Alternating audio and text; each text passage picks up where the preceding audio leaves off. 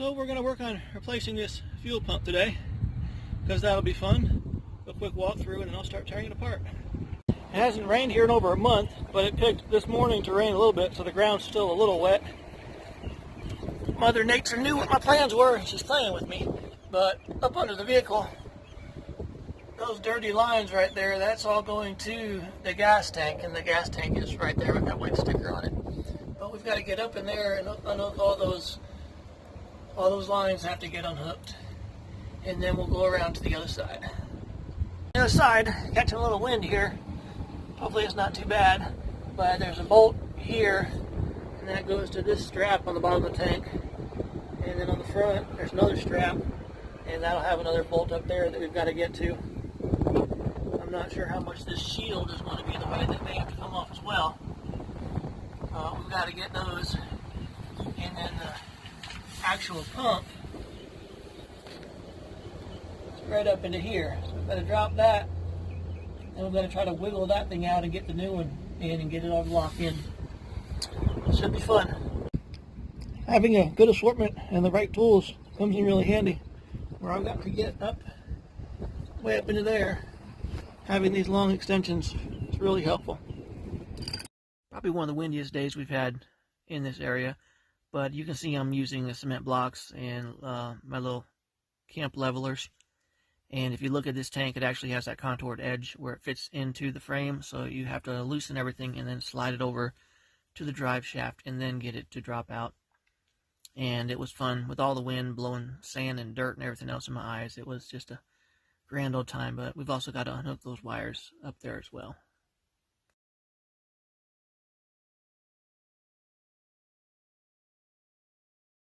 So I've managed to get the gas tank onto the ground. And did I mention that this is all being done in a Walmart parking lot, and they do not allow overnight camping here, so it is a one-day shot. It has to be done or I could get in trouble. And this thing is so rusted on, it took me, I don't know, half an hour, 45 minutes just to get that ring to come loose. And then we've got the those pressure fittings on the gas lines. God, I hate those things. I really hate those things. This is the new pump. We've got some pressure fittings here, and these are, it's like a universal set for that. But if you can look at the picture, see if we can get that in there. Where is it at? The black would be this thing here, but you've got to get that in there, and you've got to squeeze this piece right here into it to release it. So that's what we're going to do next. This will go on like that, and then we've got to pressure to take this, and we've got to push this up real hard into there, and that'll free the hose clamp. So we got the hoses off. Hopefully that won't leak. It was not easy to get off, but we've got to clean all this nastiness off, and then we've got this retaining ring. We've got to pop this, or turn that to pop it out, but we've got to get all that debris and all that garbage out. If that goes in the tank, it'll be really bad. So we're going to clean that up for a little while, and then we'll pull this out. It took a while, but we've managed to get this free and get that out. Very rusty and old and corroded. Oh, there we go. But if you look, see if you can focus in on that. Maybe not. I mean, I had to beat the living daylights out of this thing. But that gives us access to the pump. And that's just going to lift out. And there's our set tab here for that. And we'll have to finagle the level float. So this will definitely be two hands. See if I can pull this out with one hand.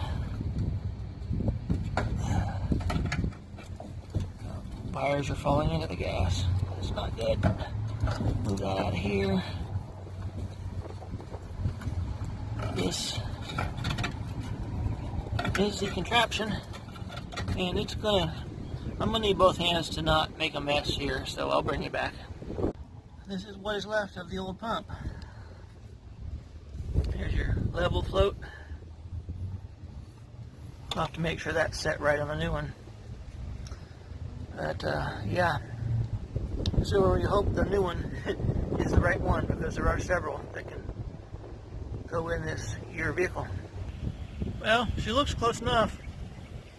This is the new New float, I've got to put that on here. Make sure that's set correctly.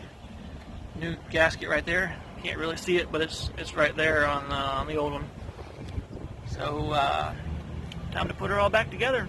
Hope she doesn't leak. Some new green seal on the bottom. We've got the float in first, and then we're slowly bringing this into place. And that's going to drop down into there. I've just got to fine tune it. So we've got the new pump in, and we've got to get this retaining ring set. It's not locked in. And then after that, we've got to hook in, there's our power cord that powers the pump. And then we've got those two fuel lines that have to go in. And at that point, we can start putting everything back together. And there's another feeder valve. That's for the generator that used to be in there, but that's not going to be on a standard installation. But yeah, got to put everything back together now. Some words of advice for anyone doing this. Get a second person to help you. Don't do it in a Walmart parking lot. And yeah, that's it.